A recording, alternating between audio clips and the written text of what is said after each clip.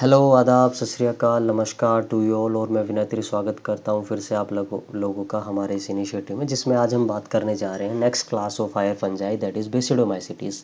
अभी तक हमने लोअर फंजाई के ऊमाइसिटीज़ और जाइगोमाइसिटीज़ के बारे में बात कर चुके हैं। उनके जनरल फीचर्स, उनके करेक्टरिस्टिक्स सब हम देख चुके हैं।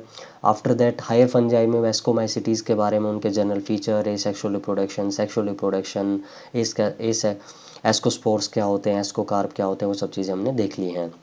आज हम बात करेंगे, today we are going to talk about basidiomycetes, the next class and the most advanced class of the kingdom fungi.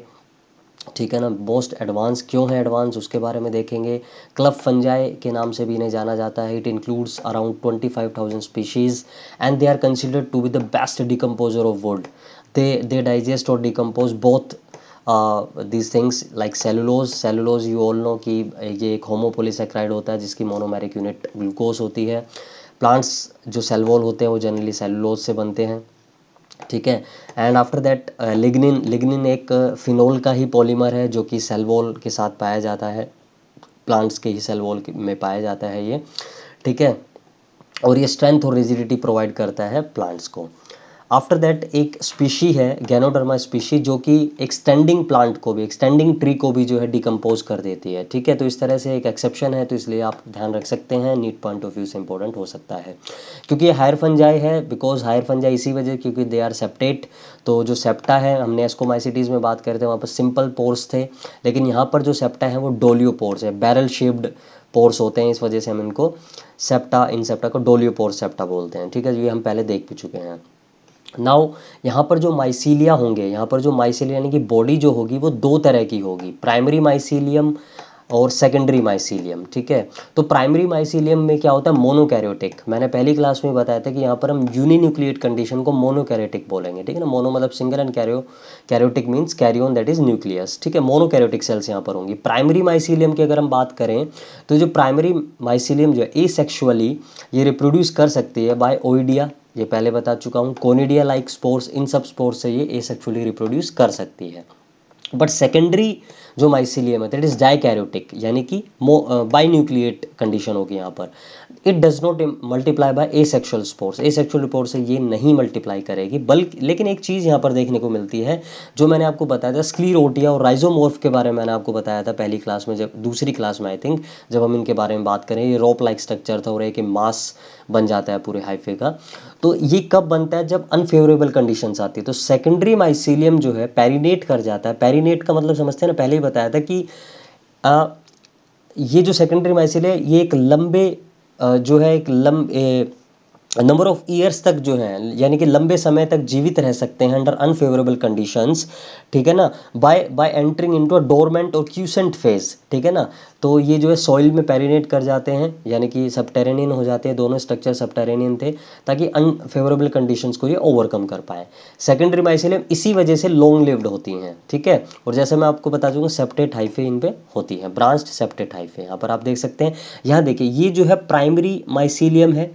ठीक है। और जब प्राइमरी माइसीलियम और सेकेंडरी दो प्राइमरी माइसीलियम देखिए यहाँ पर फ्यूज हो गए और ये कैसी कंडीशन आ गई, अब ये देखिए ये जो है यहाँ पर डाइकैरियोटिक कंडीशन, यानी कि सेकेंडरी माइसीलियम अब हो गई है। ठीक है। So this is a thing. After that sexual reproduction के इन जनरल अगर हम बात करें इस पूरी क्लास में, ठीक है ना, ये सेक्सुअल रिप्रोडक्शन के बारे में बात की। सेक्सुअल रिप्रोडक्शन में अगर हम बात करें इस पूरी क्लास में, तो it does not involve sex organ नहीं होती हैं, बल्कि क्या होता है कि कई बार तो फ्यूजन हो जाता है बेसिडोस्पोर्स और मोनोकैरियोटिक स्पोर्स के बीच में ही। ठीक है। लेकिन जनरली जो है देखने को मिलता है पर स्पर्मेटोगैमी, और स्पर्मेटोगैमी अभी तक हमने कहीं नहीं देखी, पहली बार देखेंगे। ये स्पर्मेटियम है, ये देखिए यहाँ पर, और ये एक रीजन होता है ट्राइकोगाइनी। ठीक है ना। जो फीमेल हाइफे होती है उसमें, और इन दोनों के जो है फ्यूजन के कारण जो है जो प्रोसेस होता है दैट इज स्पर्मेटोगैमी। तो स्पर्मेटोगैमी जनरली जो है ऑब्जर्व्ड इन दिस क्लास। और ये तो हमें पहले से पता ही है कि हमेशा फंजाई में पहले प्लाज्मोगैमी होगी, यानी कि पहले प्रोटोप्लाज्म का फ्यूजन होगा, and after that karyogamy that is nucleus का फ्यूजन। ठीक है। प्लाज्मो मतलब प्लाज्मा मेम्ब्रेन के साथ साइटोप्लाज्म, यानी कि प्रोटोप्लाज्म। ठीक है ना। जो लिविंग पार्ट जो होता है ना सेल का, दैट इज प्रोटोप्लाज्म। तो उसको हम प्लाज्मोगैमी, गैमी मतलब वहाँ पर फ्यूजन, कैरियोगैमी मतलब न्यूक्लियस।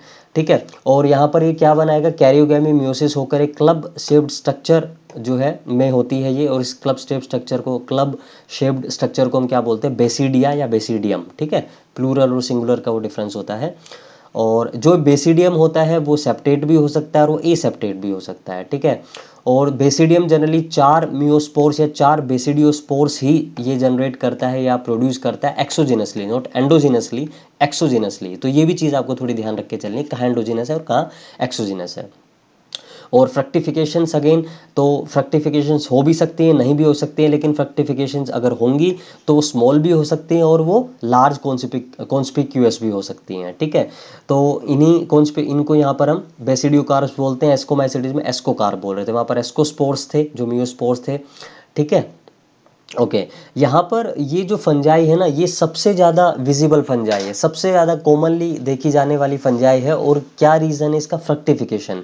क्योंकि इसका जो फ्रक्टिफिकेशन जो होता है ना, वो जनरली बहुत बड़ा होता है, स्मॉल भी होता है लेकिन बहुत बड़ा भी होता है, लार्ज होता है और कॉन्स्पिक्यूअस होता है। जैसे मशरूम जो एडिबल होते हैं, जो हम जनरली मशरूम्स खाते हैं, जो बहुत अच्छा सोर्स है प्रोटीन का, वो एक फंजाई है और वो इस बेसिडियोमाइसिटीज क्लास में आती है, ठीक है। तो आपको ये चीज़ अपनी डेली लाइफ से देखिए, जोड़ कर देखिए कि आप जो चीज़ खा रहे थे आज तक, आपको ये नहीं पता था कि वो चीज़ है क्या, लेकिन एक्चुअल में वो क्या है, जिसको जनरली जो है लेमैन टर्म्स में हम कई बार बोल देते हैं, कुछ लोग बोल देते हैं कि सांप की छतरी। दैट इज़ नॉट अ सांप की छतरी, that is a organism that comes under this kingdom fungi. Okay okay, now हम बात करेंगे अब कुछ इकोनॉमिक इंपॉर्टेंस और कुछ डिजीज़ के बारे में। और एक जो सबसे इंपॉर्टेंट यहाँ पर है मशरूम, ठीक है ना, उसके एगेरिकस कैम्पेस्ट्रिस के बारे में, उसकी लाइफ साइकिल के बारे में, ठीक है। तो यही इतने ही जनरल फीचर, इस पूरी क्लास के जनरल फीचर हमने यहाँ पर बता दिए हैं। क्लब फंजाई है, मोस्ट एडवांस है, डोलियोपोर है, प्राइमरी सेकेंडरी माइसीलियम के बारे में बताया। उसके बाद आपको सेक्सुअल रिप्रोडक्शन, ये तो सब में कॉमन ही है कि प्लाज्मोगैमी पहले हो रही है और कैरियोगैमी बाद में हो रही है, ये कॉमन है, ये चीज़ तो एकदम। कैसे हो रही है वो देख लेते हैं। सबसे कॉमन यहाँ पर स्पर्मेटोगैमी हो जाती है, और यहाँ पर बेसिडिया बनेंगे, बेसिडिया जो है फिर बेसिडोस्पोर्स बनाएंगे, और बेसिडियोकार्प जो बिग जो बॉडी होती है उसको हम बेसिडियोकार्प, जो फ्रक्टिफिकेशन बॉडी, ठीक है। Okay, rust. तो यहाँ पर सबसे पहली जो डिजीज़ ये कोज करते हैं वो रस्ट करते हैं, प्लांट्स में करते हैं। ये रस्ट का मतलब आप समझते हैं जंग, ठीक है। रस्टी पस्ट्यूल जनरली होती है फुंसी जो होती है। तो यहाँ पर आप देखेंगे, अगर इस वीट पर, ये वीट का प्लांट है, और अगर आप इस वीट पर देखेंगे तो आप देखेंगे कि यहाँ पर देखिए येलो रस्ट वीट का देखने को मिलेगा, ये येलो रस्ट है। रस्ट आप जानते हैं ना, रस्ट कैसा होता है, थोड़ा खुरदरा सा होता है, रफ सा होता है, और येलो येलो कलर में होता है। तो इस वजह से हमने इनको रस्ट बोल दिया, रस्ट फुंसी की तरह ही होते हैं, ठीक है। तो ये जो ऑर्गेनिज्म है प्यूसिनिया ग्रामिनिस ट्रिटिकी, ये ब्लैक रस्ट करता है वीट में, और प्यूसिनिया ग्लूमेरुम जो है वो येलो रस्ट करता है। और हेमिलिया जो है वेस्टाट्रिक्स जो है वो लीफ रस्ट करता है कॉफ़ी में, ठीक है। तो ये कुछ रस्ट की डिजीज़ है जो अलग अलग स्पीशीज़ करती हैं, अलग अलग in different different kind of plants. फिर बात आती है स्मट्स की। तो स्मट्स जनरली कैसे होते हैं, ये thick walled black colour resting spores होते हैं। आप देख सकते हैं ये मक्का है, कोन है, और इस कोन पर यूस्टिलैगो मेडिस नाम का ये फंजाई जो है, ये बेसिडियोमाइसिटीज, ये जो है इस तरह की डिजीज़ करता है। तो स्मट का जनरली मतलब कहते हैं काला दाग, ठीक है ना, ब्लैक मार्क आप कह सकते हैं, ठीक है ना। तो काला धब्बा या दाग, ठीक है। तो उसी तरह से आप देख सकते हैं यहाँ पर कुछ इस तरह के स्पोर से बन गए हैं ब्लैक कलर के। तो ये स्मट डिजीज़ है जो कि इस जो है स्पीशी के द्वारा, इस ऑर्गेनिज्म के द्वारा की जाती है। Then the comes the most important organism of this whole class, that is mushroom. और मशरूम्स जो होते हैं जनरली एडिबल होते हैं, बट नॉन एडिबल भी होते हैं। नॉन एडिबल कौन से होते हैं, एगेरिकस, अगर हम सिल्वेटिकस के बारे में बात करें, एगेरिकस सिल्वेटिकस, तो ये पॉइजनस होते हैं। एगेरिकस सिल्वेटिकस जो होते हैं पॉइजनस होते हैं, तो दे आर नॉन एडिबल, ठीक है। वो क्या होते हैं, नॉन एडिबल होते हैं। एडिबल की अगर हम बात करें तो एगेरिकस कैम्पेस्ट्रिस, एगेरिकस बायोस्पोरा, ये सब हमें देखने को मिलेंगे, दे आर एडिबल। और ये अम्ब्रेला लाइक जो स्ट्रक्चर होता है, इसी यही जो है बेसिडियोकार्प होता है। ये जो अम्ब्रेला लाइक स्ट्रक्चर आप यहाँ पर देख रहे हैं, ये जो है पूरा, और यहाँ पर ये जो है क्या आपका बेसिडियोकार्प है। और generally poses coloured basidiocarp, basidiospores जो होते हैं वो काफ़ी कलर्ड होते हैं यहाँ पर इन मशरूम्स में। इसकी लाइफ साइकिल के बारे में अगर बात करें, ठीक है, तो लाइफ साइकिल यहाँ देख लीजिए, यहाँ से भी आप समझ सकते हैं अगर कोई चीज़ ना समझ में आए तो, ठीक है। सेम चीज़ मैंने यहाँ समझाई हुई है। यहाँ से स्टार्ट करेंगे। तो ये बेसिडियोस्पोर जो है वो यहाँ पर आ चुके हैं, और बेसिडियोस्पोर सब क्या करेंगे, जर्मिनेट करेंगे और क्या बना लेंगे, प्राइमरी माइसीलियम बना लेंगे, हाइफी हम कह सकते हैं, ठीक है ना, प्राइमरी माइसीलियम ये बना लेंगे, ठीक है। प्राइमरी माइसीलियम जो है क्या हो जाएगी, फ्यूज हो जाएगी, यानी कि क्या हो गया, प्लाज्मोगैमी, क्या हो गया, प्लाज्मोगैमी हो गया, प्रोटोप्लाज्म का फ्यूजन हो गया, तो क्या बन गया, सेकेंडरी माइसीलियम यहाँ पर बन गया है।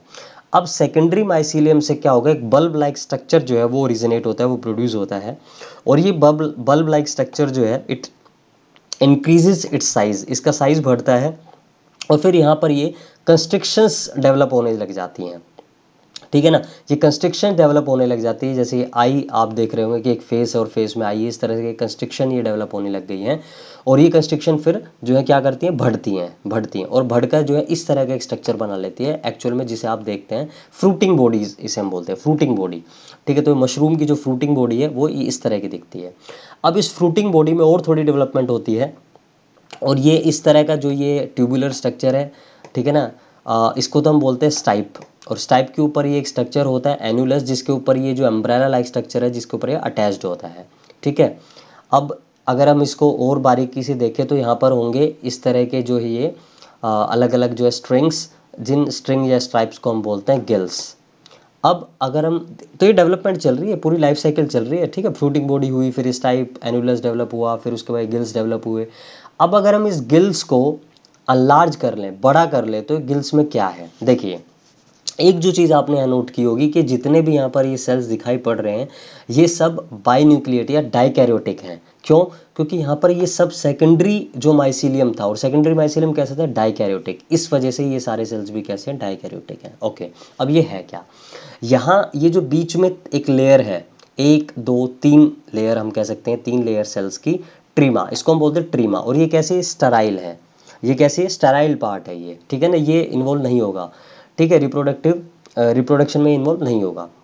उसके बाद ऊपर की जो ये दो लेयर हैं और नीचे की जो दो लेयर हैं, इनको हम बोलते हैं सब हाइमेनियम, ठीक है ना, ऊपर भी नीचे भी। सब हाइमेनियम क्यों बोलते हैं, क्योंकि ये वाली जो लेयर है ना, ये वाली, इसको हम बोलते हैं हाइमेनियम, और इन हाइमेनियम लेयर में क्या है, अलग अलग सेल्स को हम क्या बोलते हैं, ये भी सेल जो है डाइकैरियोटिक है, ये भी सेल डाइकैरियोटिक है, इनको हम क्या बोलते हैं, बेसिडिया या बेसिडियम, ठीक है। ये ऊपर भी है इसी तरह और यहाँ पर भी है, ठीक है। और इन बेसिडियम, अब ये जो बेसिडियम है, अब अगर इस बेसिडियम को एक को लार्ज करें तो हम पाएंगे कि ये दोनों न्यूक्लियस इनका फ्यूजन हो गया, और फ्यूजन हो गया मतलब क्या हो गया, karyogamy, fusion of nuclear, that is karyogamy, यहाँ पर हुई कैरियोगैमी। तो पहले प्लाज्मोगैमी हमेशा फंजाई में हमने देखी, और फिर कैरियोगैमी देखने को मिली। अब कैरियोगैमी हो गई है, यानी कि जो दो न्यूक्लियस थे वो फ्यूज हो गए हैं। फ्यूज होने के बाद अब इनमें मियोसिस हुई, तो मियोसिस 1 मियोसिस 2, तो 4 हैप्लॉइड न्यूक्लियस हमें यहाँ पर मिल गए हैं, 4 हैप्लॉइड न्यूक्लियस। अब ये जो 4 हैप्लॉइड न्यूक्लियस थे, ये माइग्रेट कर गए हैं इस बेसिडियम से प्रोड्यूस होने वाले स्ट्रक्चर्स में, दैट इज बेसिडियोस्पोर्स, और इसलिए हमने बोला था कि एक्सोजेनसली प्रोड्यूस होते हैं बेसिडियोस्पोर्स, क्योंकि आप देख सकते हैं सेल से बाहर है, ठीक है। तो बेसिडियोस्पोर ये हैं, और ये पूरा स्ट्रक्चर का बेसिडियम, और बेसिडियम से बाहर क्या डेवलप हो रहा है, बेसिडियोपोर। अब ये बेसिडियोपोर जो है वो they will disperse and they will again, वही लाइफ साइकिल स्टार्ट हो जाएगी, ठीक है। तो इस वजह से हमने ये लाइफ साइकिल यहाँ से स्टार्ट की थी, ठीक है। तो यहाँ पर जो बेसिडियोस्पोर थे ये जर्मिनेट होकर ये secondary mycelium, then bulb structure, then constriction, then ये पूरी फ्रूटिंग बॉडी बन गई। फ्रूटिंग बॉडी बनने के बाद ये, और ये जो आप फ्रूटिंग बॉडी देख रहे हैं ना, इस तरह का जो आप ये स्ट्रक्चर देखते हैं, ये स्ट्रक्चर आपको देखने को मिलता है इसके रिप्रोडक्टिव सीजन के दौरान, यानी कि जब ये इनका सीजन आता है मशरूम के ग्रो करने का, उसी दौरान ये देखने को आपको मिलता है, ठीक है। उसी दौरान ये पूरी लाइफ साइकिल इनकी चलती है, ठीक है। तो आई थिंक ये पूरी बात आपको समझ में आ गई होगी। सेक्सुअल रिप्रोडक्शन भी आप इसको बोल सकते हैं, और इसको आप इसकी लाइफ साइकिल भी बोल सकते हैं, ठीक है, किसकी, बेसिडियोपोर की, ठीक है। एसेक्सुअल रिप्रोडक्शन तो मैंने बताया जनरली में नहीं होती है, जो सेकेंडरी माइसिलियम होते हैं, क्योंकि ये स्क्लीरोटिया या फिर राइजोमोर्फ वाली कंडीशंस में चले जाते हैं, अंडर अनफेवरेबल कंडीशंस, ठीक है जी। प्राइमरी माइसिलियम में हम कोनिडिया वगैरह, स्पोर्स वगैरह देख सकते हैं। अब नेक्स्ट है टोड स्टूल्स। ये नॉन एडिबल होते हैं, ऑफन पॉइजनस होते हैं, देखिए कितने अट्रैक्टिव दिखाई पड़ते हैं, बट दे आर पॉइजनस, और ये जनरली वाइट स्पोर प्रोड्यूस करते हैं। एमेनिटा सिजेरिया जो है ये इसकी एक इंपॉर्टेंट ऑर्गेनिज्म है यहाँ पर, ये जीनस वंश, और ये सिजेरिया गैस की स्पीशी यानी कि प्रजाति। अच्छा, सीजर्स मशरूम इसको क्यों कहा जाता है, इसके पीछे एक स्टोरी है। इसके पीछे स्टोरी ये है कि एक राजा हुआ करते थे, जूलियस सीजर, और ये जूलियस सीजर जो है वो काफ़ी पहले हुआ करते हैं, यानी कि बीसी, जब बिफोर क्राइस्ट वाला जब टाइम था तब ये राजा हुआ करते थे। रोम के ये आई थिंक स्टेट्समैन थे। रोम जब एम्पायर, रोमन एम्पायर जो इस्टेब्लिश किया था एक्चुअली जूलियस सीजर ने किया था, और इनकी डेथ होती है 44 बीसी में। एक्चुअल में डेथ नहीं होती, एसेसिनेशन होता है, यानी कि इनको मारा जाता है 44 बीसी में। और 44 बीसी का मतलब क्या हो गया, आज आज से यानी कि लगभग 2064 साल पहले, आज से 2064 साल पहले की ये बात मैं बता रहा हूँ आपको, है ना। 2064 ईयर्स पहले की ये बात बता रहा हूँ कि इस मशरूम का यूज़ कर कर ही जो है जूलियस सीजर की हत्या की गई थी, ठीक है ना। इनकी उनको एसेसिनेट किया गया था, इस वजह से इसको हमने ये जो स्पीशी है ना सिजेरिया नाम दे दिया है, ठीक है। देखिए आप ये मत सोचिएगा कभी कि, कई बार मैं आपको एक अलग अलग चीज़ें बताऊंगा, अलग अलग जब नाम बताऊंगा तो उनके बीच और भी इस तरह की स्टोरीज बताऊंगा, ठीक है। कई बार साइंटिस्ट अपना नाम दे देते हैं, कई बार एरिया जो पर्टिकुलर हैबिटाट में जिसको पाया जाता है, ठीक है ना, वहाँ पर जैसे मान लीजिए जैसे मान लीजिए हरियाणा के अंदर अगर कोई स्पीशी पाई जाती है, मान लीजिए इसी मशरूम की स्पीशी पाई जाए, तो हम उसे एमेनिटा हरियाणवी भी कह सकते हैं, ठीक है ना। वो डिपेंड करता है डिस्कवरर के ऊपर कि वो किसका नाम देना चाहता है उस चीज़ को, ठीक है। तो ये जो सिजेरिया और ये सब चीज़ें स्पीशी के नाम है ये वेरी करते हैं, ठीक है। ये ऐसा कुछ सर्टेन प्रोटोकॉल नहीं है कि आपको यही चीज़ करनी है, ठीक है। ओके, तो सीजस मशरूम क्यों कहते हैं ये आपने देख लिया। Okay, now now bracket fungi. देखिए ब्रैकेट जो फंजाई है ये आप देख सकते हैं, ये क्या है, ये एक ट्री है, ट्री का ट्रंक है, और ट्रंक के ऊपर देखिए जो फंजाई आप कभी भी देखेंगे, जनरली आप फॉरेस्ट वगैरह में देखेंगे जहाँ पर थोड़ा जो है ह्यूमिडिटी वगैरह रहती है या प्रेसिपिटेशन यानी कि बारिश ज़्यादा होती है, वहाँ पर ये आपको देखने को मिल जाती है इस तरह की फंजाई, ट्री ट्रंक्स पर और लॉग्स पर ये आपको देखने को मिल जाएंगे ब्रैकेट फंजाई, ठीक है। Okay, puff balls. Puff balls ये भी एक फंजाई है, और इनमें जो बेसिडियो कार्प है, यानी कि जो फ्रक्टिफिकेशन है जो है वो स्टॉक्ड राउंडेड है, देख सकते हैं आप, स्टॉक्ड है और राउंडेड है, ठीक है। और यंग स्टेट में ये भी एडिबल होती हैं, देखने में कितनी अट्रैक्टिव लगती हैं देख ही सकते हैं आप, ठीक है।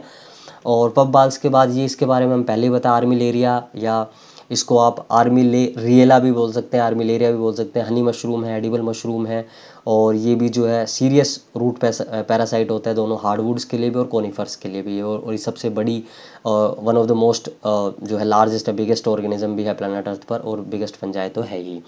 ओके, हार्डवुड और सॉफ्टवुड दो तरह की वुड्स होती हैं, जैसे कि आप पहले आई थिंक पढ़ चुके होंगे, या नहीं पढ़ा तो हम डिटेल में बात करेंगे इसके बारे में, मॉर्फोलॉजी और एनाटॉमी की जब हम बात करेंगे प्लांट्स में, लेकिन अभी मैं थोड़ा सा बता देता हूँ। देखिए हार्डवुड जो होती हैं वो, और सॉफ्टवुड जनरली दोनों ही हार्ड होती हैं, बट कंपैरेबली ये थोड़ी ज़्यादा हार्ड होती हैं, क्योंकि ये एक तो एंजियोस्पर्म्स की जो वुड होती है ना, एंजियोस्पर्म जो ट्रीज़ होते हैं, फ्लावरिंग वाले जो ट्रीज़ होते हैं, उनसे ये मिलती है हमें हार्डवुड, ठीक है। और जिम्नोस्पर्म से मिलने वाली सॉफ्टवुड कहलाती है। क्यों कहलाती है, देखिए क्योंकि इनमें क्या होता है, इनमें वेसल भी होता है, जाइलम वेसल।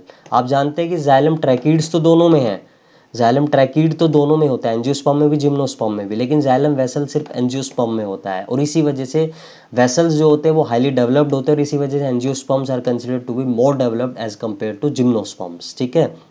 ये बात समझ में आ गई होगी आपके। हम चार एलिमेंट्स की बात करते हैं ना जाइलम की।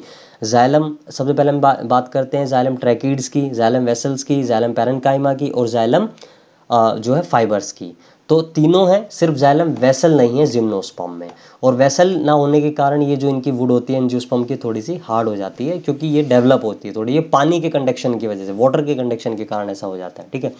और कोनिफर्स तो आप जानते हैं, जो इस तरह के जो ट्रीज़ होते हैं, ये कोनिकल ट्रीज़, जो इस तरह के जो ट्रीज़ आपने देखे होंगे, ठीक है ना। जनरली टैगा टूंड्रा जो रीजन होता है, जनरली ट्रॉपिकल जो फॉरेस्ट होते हैं उनमें भी मिल जाते हैं, ऐसी बात नहीं है, बट जैसे पाइन है, फिर है, स्प्रूस है, ये सब इसके एग्जाम्पल हैं, ठीक है। और ज़्यादातर ट्रीज़ ही होते हैं, जिम्नोस्पर्म ट्रीज़ हैं ये।